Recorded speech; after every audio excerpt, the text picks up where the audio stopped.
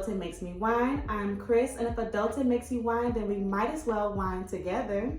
So I have a very special guest, a really good friend of mine, Alexeus. Hey, everybody. You want to go ahead and give your handle? I'm Alexeus. You can find me on Instagram at the Traveling Realtor Wife. Yes, and she's my realtor. She's helped me in so many ways, and we've grown really close, good friends. And today we're gonna be talking about just buying and selling houses, and you know, the whole realtor lifestyle. And she's gonna be educating us. So we're gonna go ahead and we're gonna pour some wine, and we're gonna get into this conversation. You want to go ahead and tell them what we're drinking? So we are drinking Duplin Carolina Red wine. I wasn't sure if Christian was a red or a white wine drinker, because I guess she's still trying to figure out her palate. So I went with a Carolina Red. It's very subtle, but it's kind of sweet, and we'll just see how it goes. Okay, I'm excited. I've never had this one before, so I don't think I've had any from Duplin. I don't recall Duplin, so I'm excited to try it. So we're gonna go ahead and pour us a glass. Okay. Yes, they have a winery in North Carolina, of course. Really? I'm from North Carolina, and I didn't even know that. So it's my family. Really? From Charlotte, yeah. From Charlotte? Shelby in Charlotte, yeah. Okay, I grew up in Charlotte. See, I didn't even know that. Look at that. I grew up in Charlotte. Look at God. And look at God. Right in the university area. Okay, yeah. My family is in Sugar Creek. Okay, not too far from us. No. Okay, so let's go ahead. Okay, it smells sweet. You don't do so. I would drink. This was, to be honest with you, when I first started drinking wine. Of course, it was my very first wine was a Moscato, but I think that's everyone's first taste of wine. Yeah. To me, it's not really wine. I'm not going to say that, but I'm not a Moscato drinker. It's liquid candy. That's what I call Moscato. But then when I started venturing out, I was introduced to Duplin, and they actually have a Hatter's Red, and then they have the Carolina Red, and they're both sweet red wines. But to me, it was, this is good. This is better than Moscato. So as my palate grew, this was one of them. So I figured, we'll try it together. Well, cheers. Cheers.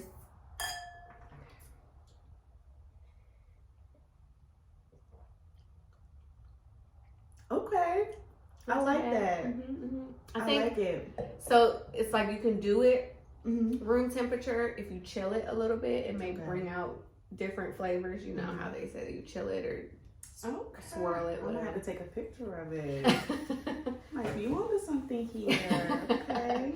I figured since you kind of like the jam jar a little bit, you would kind of like this. I do. I like this one, and it's 12% ABV, so sweet and efficient. Yes. I do. Like, you have a lot of sweet wines that are like 6% alcohol, 5% and tastes alcohol. like syrup. Yes, very syrupy. So sweet and efficient. I can't believe I haven't heard of this one before. You can get it from any like wine, wine and spirits place, but I actually found it years ago in Harris Teeter in North Carolina before they started bringing them here to Maryland. Okay. So once they started putting up Harris Teeters here, every time I run into someone or some of my friends that I know like sweet red, this is something that I would prefer to pick up. Do they sell wine in grocery stores up here? Because I have not seen Harris Teeter. This one up here in Bowie? Really? But you know that it's connected to a wine and spirits. Oh, the Crescent. Yeah. Okay. That's a part of Harris Teeter? I did not know that. But I'm always in the wine and spirit store next to it, Crescent. But I didn't know it was part of. That's where I got it from. I didn't know it was part of Harris Teeter. Okay. Okay. All right. She may be onto something. This is very, very good. It tastes, you can taste berries. Mm-hmm. Well, look, I know you and Derek always say, I taste it. Notes of, hints of. Definitely, I get berries. Yeah, definitely berries, but I don't know what else is in it. I'm not even going to tell stories right But now. I like it. This one's good. I'm glad that we tried it. Okay, so let's get into why you started realty. Realty, is that how you say it? Or real estate. Real estate. There you go. Real estate. Well, let's say, to be honest, like as a young child, and probably like most people when they're younger, I don't know, because I know some guys when they were younger, they like going into model homes with their parents and things like that. But HTV was on a lot, you know, in my house, and you would see a lot of the flips and the renos, and people adding on additions or updating things in their home, and that was kind of like what triggered, what I guess brought on that interest. But I will say, when I really started getting interested in real estate was when my mom passed when I was in high school, and of course I was 16, and my family was trying to figure out what they were going to do with my mother's home, right? So I assumed that, well, we're going to keep it, right? But there was a lot of logistics that went into it, because it was, okay, who's going to, you know, how are we going to rent it out? You know, and then if we rent it out, who's going to constantly go over there if things need to be fixed, or something needs to be updated, or rent needs to be collected? And this was in 2000. So I'm like, well, anybody can go over there and, you know, figure out what's going on, or hire somebody or something like that. But they ended up just letting the house go into foreclosure. So I'm like, well, what is foreclosure? So of course, back then you're not thinking about Google. I mean, we had the internet, but I wasn't going, oh, let me Google it. You know, but that's when I started asking questions. Well, what is that? You know, so I started, well, okay, well, this is interesting. So why wouldn't somebody keep a house? Well, how would you try to keep a house? Or so that was kind of when it started to, okay, we should get a realtor. Maybe somebody can help us with this. And then I'm like, okay, I'm not used to it, because I remember my mom going to look at a house. We went to look at several houses, and so that whole process. But then when I got to high school, well, when I got to college, towards the end of my senior year, I started thinking, well, I would say like my junior, senior year, I started thinking about, well, maybe I should get into real estate.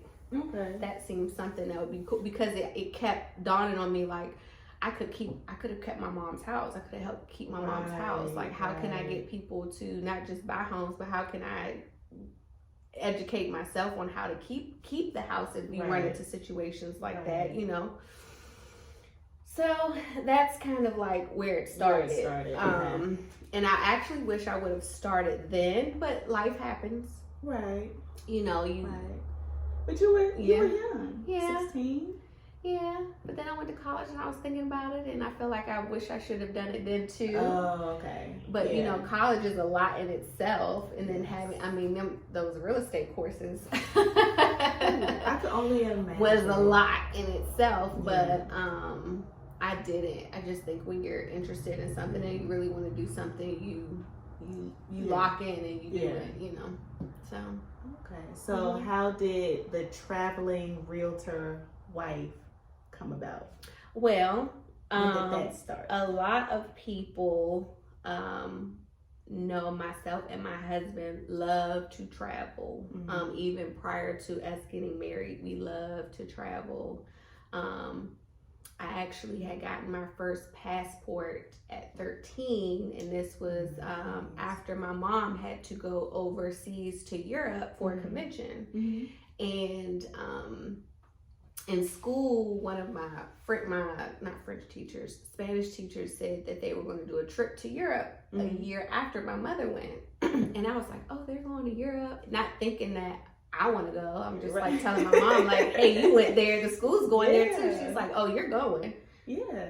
I'm like, okay. Yes, I got my passport, and ever since then, it's like I've had that travel bug, you know.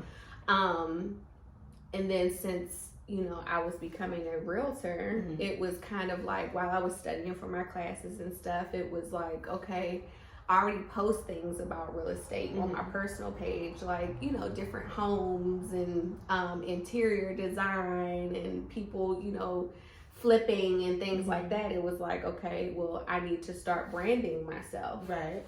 So I created a separate page, and I'm like, well, I'm not going to just say, Realtor Alexeus or something like. I mean, no offense to that, because I know a lot of realtors, put their name their name and then the realtor or their name and realtor next to it. Right. So I wanted it to be a little bit more catchy, I guess. And I love to travel, and I'm in real estate, so it just made sense,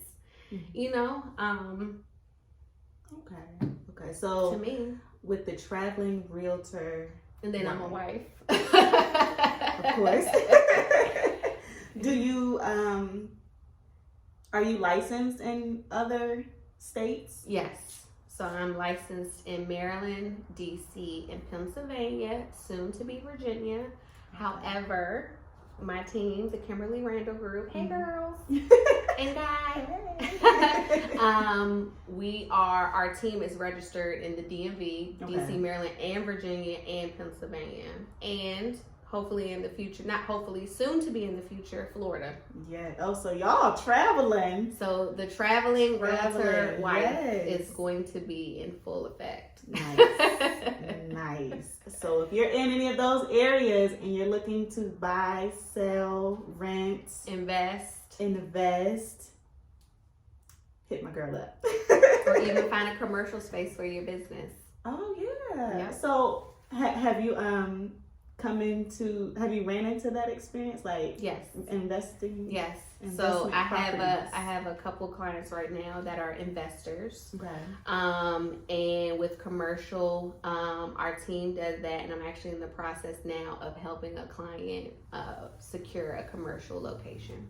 Okay. So with investment properties, you tell me a little bit about that. So, like, do you buy the property, or you rent out the property and then you rent it to someone else? It depends. So that's one way of investing. So someone may be looking for a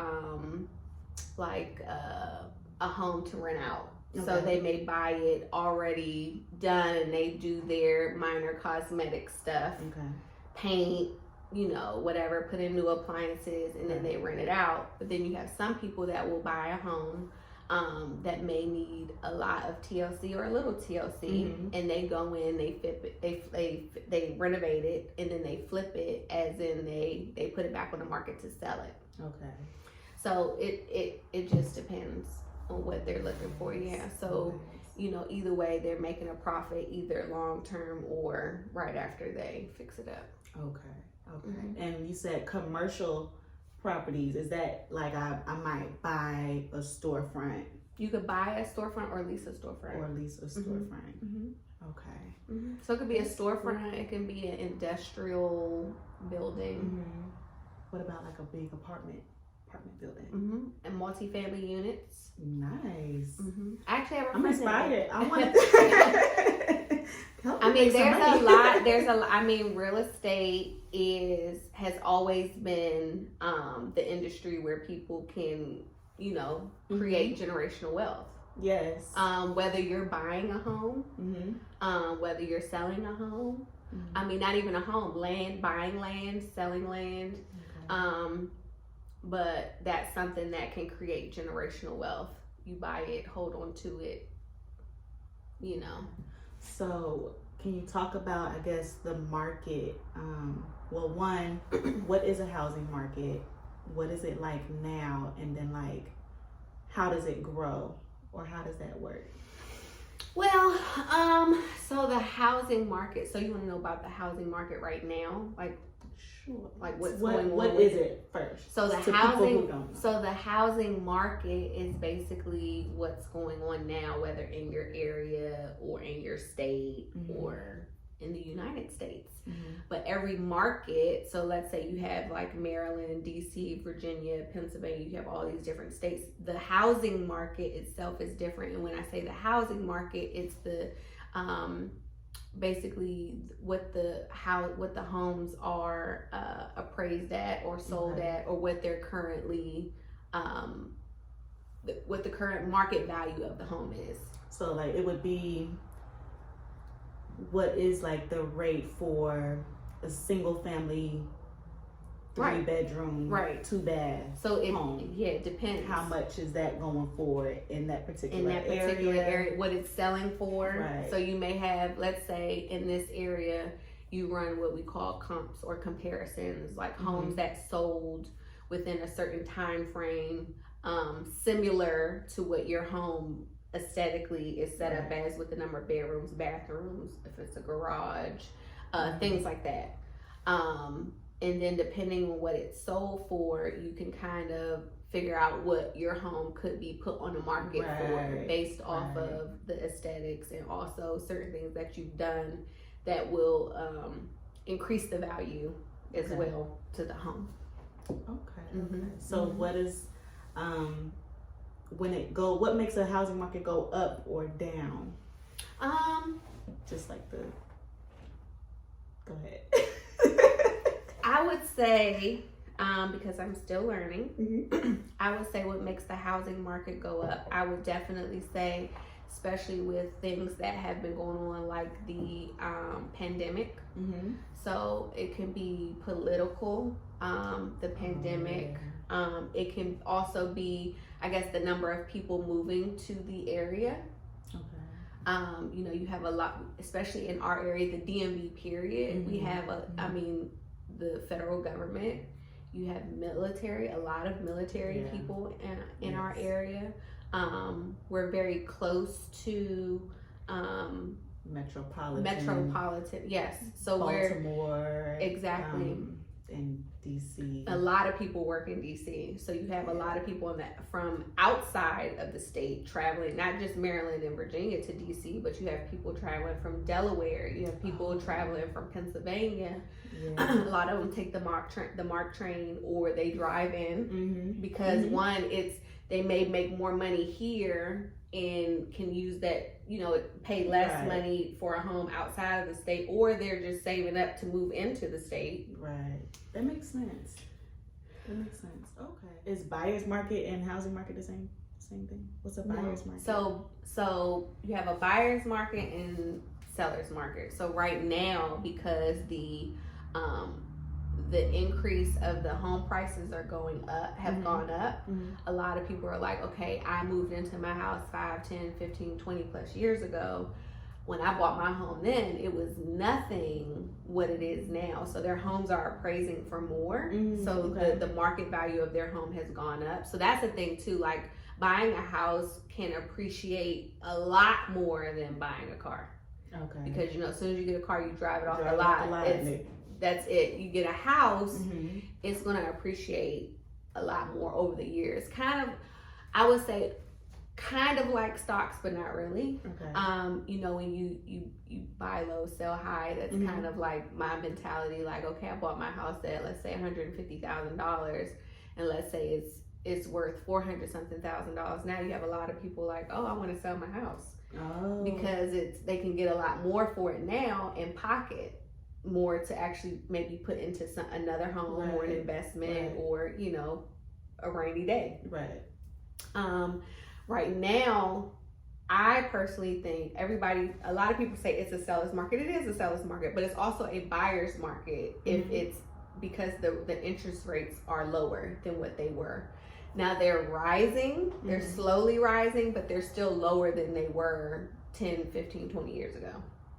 So it kind of like evens out. So even though the prices of the homes were lower and the interest rates were higher, now you have the interest rates are lower and the prices are higher. It kind of still levels out on that, So that's just something to consider, because a lot of people get discouraged because the rates are increasing, but even though the rates are increasing, they're still lower. Right. So you're still able to benefit off of that, and it's a buyer's market if financially you can do it. So would you say it's always fluctuating? Yeah, the market, it's always fluctuating. Yeah, it's definitely not like how it was in 2008, 2009 when they had a crash. But during that time too, houses were so low that people that had the money to do it, they were buying up houses left and right. Right. So to them, it was definitely a buyer's market. And to be honest, it was probably a seller's market because you had people, I mean, they probably weren't benefiting as much as they would have, but I mean, they were probably selling houses a lot quicker just so they could, save themselves, you know? Okay, so with that being said, I guess how do you know when the right time to buy or sell is? Like, do you kind of just have to like watch the market, or like? I mean, I wouldn't even say watch the market. Just if it's financially suitable for you to do, do it. Take a look at your finances. Take a look at your credit score. Take a look at your debt to income.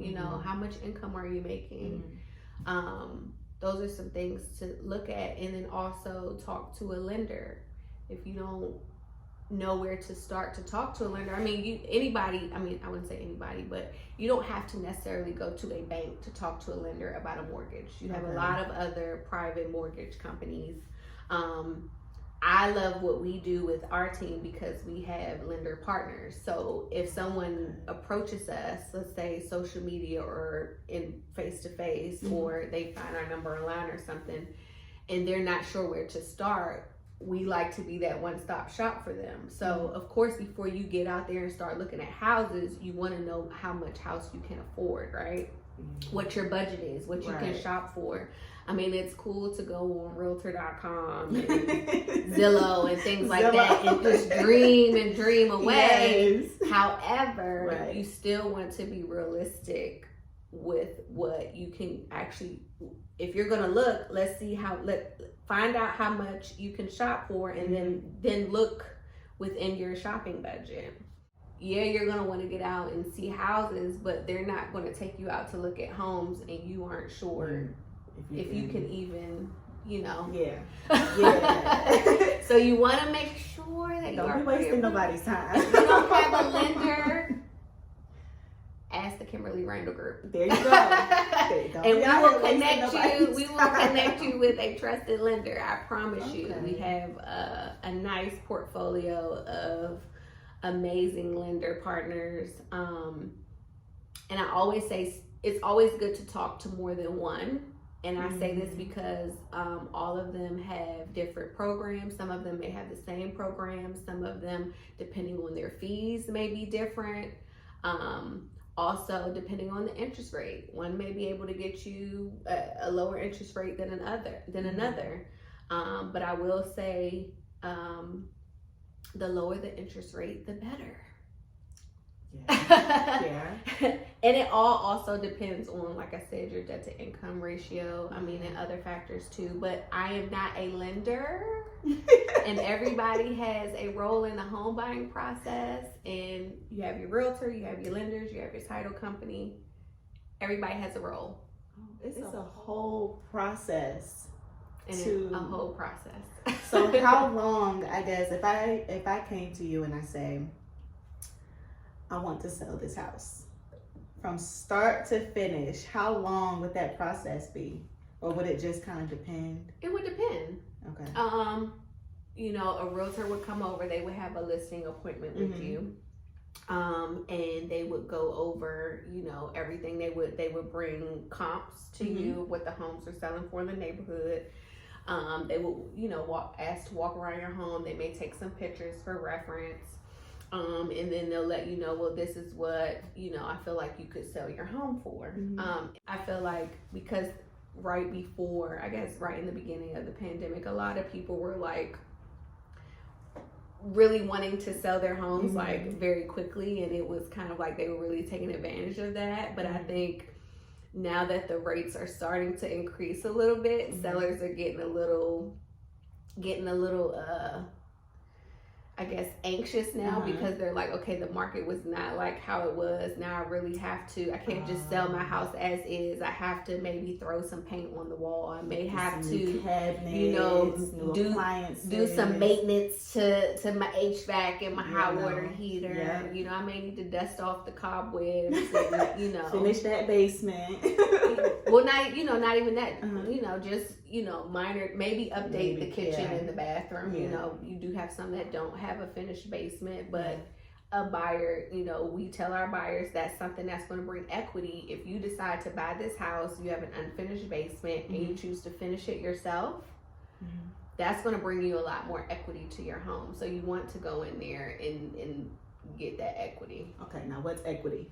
Equity is basically that extra money. Well, I wouldn't say extra money, but that's the equity is actually, let's say your home is worth $350,000, but if you update your bathroom, update your kitchen, and update your bathroom, that may put more value, add more value to your home. So you may have done, let's say, $15,000 worth of renovations. In all actuality, that probably gave you, let's say, $30,000 to $45,000 more on top of your actual sale price because you updated those things. So now you have that equity in your home. Yeah, your home was worth, you bought it for $350,000. Now it's going to be worth a lot more. Do you have any tips for sellers if you're trying to sell your home? What are some tips? I would say, if you're trying to sell your home, make sure you want to sell your home and make sure you know what your plans are after you sell it. So do you want to buy another home? Okay. Right? And then you start, okay, then you become a seller and then you become a buyer. I would say last year it was a little harder for a seller to buy a home the same time they were selling a home because a lot of other sellers didn't like that contingency of having to sell your home because it could prolong the process to close. Say that again. So basically, let's say I was a buyer and I was coming to buy your home, right? Right.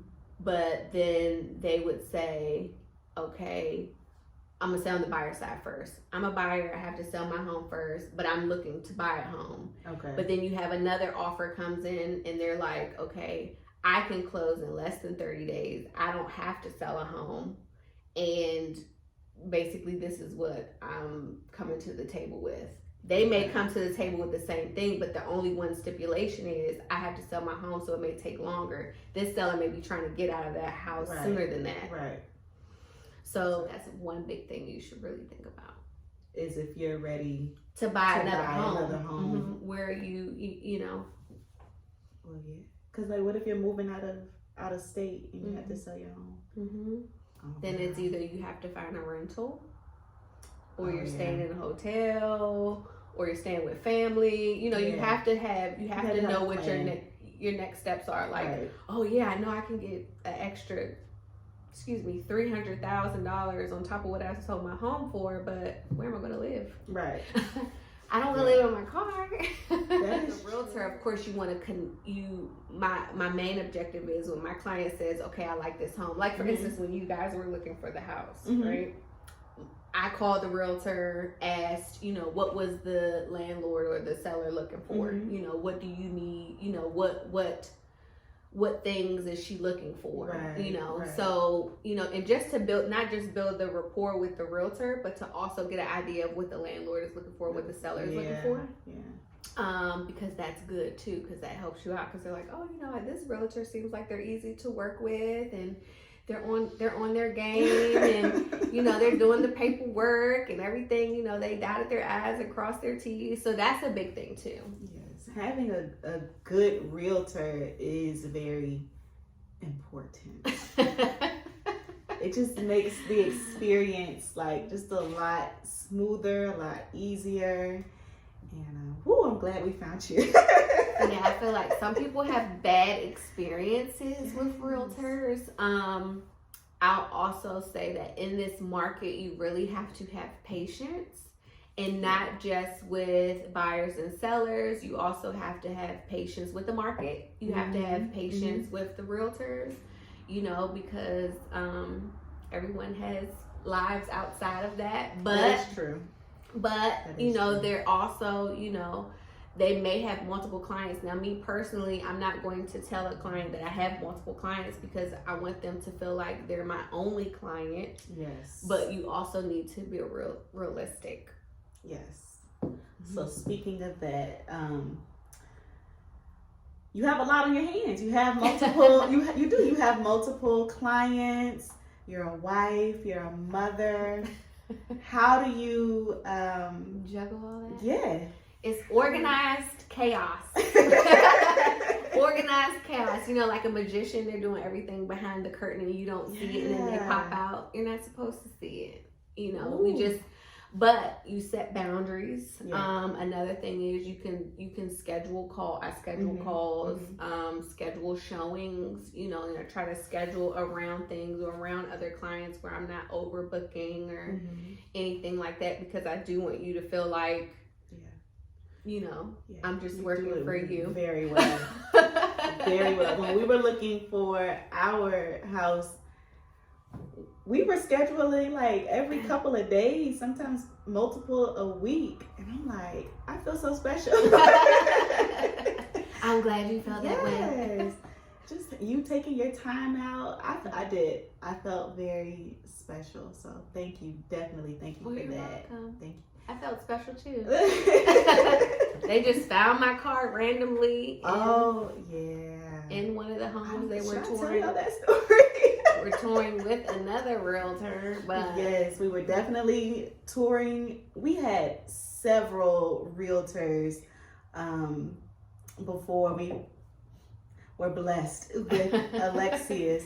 One realtor we had, she just fell off the face of the earth. It's like she just stopped responding, stopped answering my calls, and I don't know, I thought like something happened to her or something. And then the one we had before you was like, he was an older guy and very impatient. He would unlock the house, send us in the house, and go sit in his car.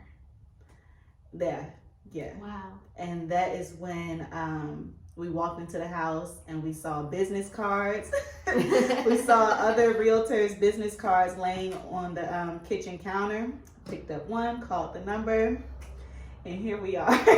And my face was not on my business card. It wasn't. So they didn't pick up my card because my face was on it. No, we were just like, let's eeny, meeny, miny, let's just go. It was a blessing, definitely. Oh, yeah. That made me cry. Well, I'm glad you found me. Yeah. Have you ever had that happen before? No. Really? No. Now, randomly, I just have either people message on social media or it's like word of mouth from like friends and family, which has been overwhelmingly a blessing. Okay. Yeah. Okay. So, yeah. You were. Wow. That's why I'll always remember that, because I'm like, they just randomly found my card. Keep leaving your business cards. I tried getting new ones because we switched brokerages. So now we're with a new brokerage this year, EXP Realty, and they aren't just within all 50 states. They're actually global as well. Okay. So, yeah. Yes. I'm excited for what's to come. I definitely pass your information along. They actually referred a family member to me. Yeah. So. Yeah. We refer a lot of people to you. Oh, so. Thank you. So let me know that Christian and Derek referred you. Yes. Whether you are looking to rent, buy, sell, invest, or anything, definitely I'm gonna refer you to her. So and you don't just get me. You get me, and you get my entire team, the Kimberly Randall Group of EXP Realty. Yes. So I'm definitely gonna have your information, your handle, down in the description box below. So thank you. Yes. The plug. We plugging everybody. the real estate plug. Yes. From the Bold Agent Collection. Come on now. That's very pretty. Thank you. Last question. Okay. What is now and what is to come, and what do you look forward to doing? Is there anything that you haven't done that you want to do? Does it have to do with real estate? No. Okay. I guess now that I've gotten my feet wet, I'm still getting my feet wet. Right. And I feel like real estate is forever evolving. So if you aren't growing with it, it's not going to grow with you. So I'm constantly educating myself so that I can also educate others, and not just clients, just educating people, period, right. About the real estate market. I love to travel, and being that the pandemic like screwed up a lot of stuff. Now I will say I was still traveling during the pandemic. Yes. Don't beat me up, but we were very cautious. Yes. Because you get that itch and you're like, I just need to change your scenery, and it's yes. I do see myself doing that. But like I said, in soon to come, we'll be adding another license.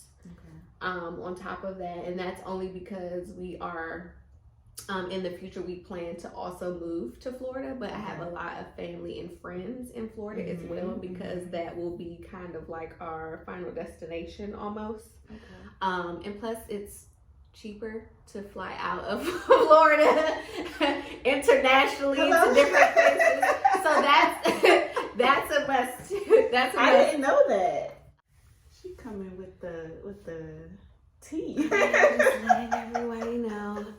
Sprinkling a little knowledge.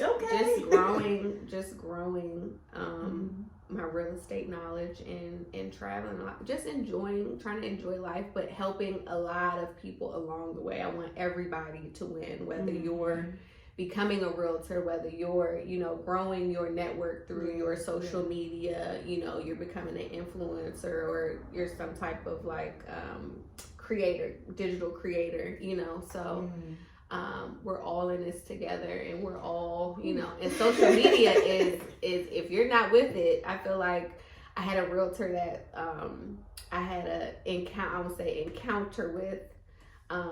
He was an older gentleman, but he kept saying he was ancient, he was prehistoric.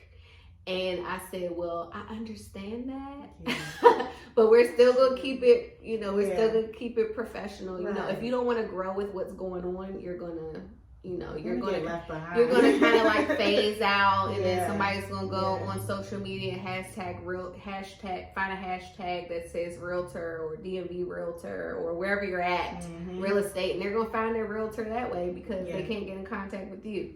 That's very true. Very true. So with that being said, definitely go follow at the Traveling Realtor Wife. I know it's a mouthful, but it's okay. I'm gonna put it on the screen, and I'm gonna put the link in the description. Just go follow her, and if you ever have any interests in real estate or just have any questions, definitely ask Alexeus. If you don't know where to get started, it's okay. Yes, it's definitely okay. I got you. I got you. Just let me know Christian sent you, and I got you. Yes, tell them Adulting Makes Me Whine. Yes, sent you. Adulting Makes Me Whine sent you. Remember that. Yes. All right. So without further ado, don't forget to like, comment, subscribe, and share this video with your friends.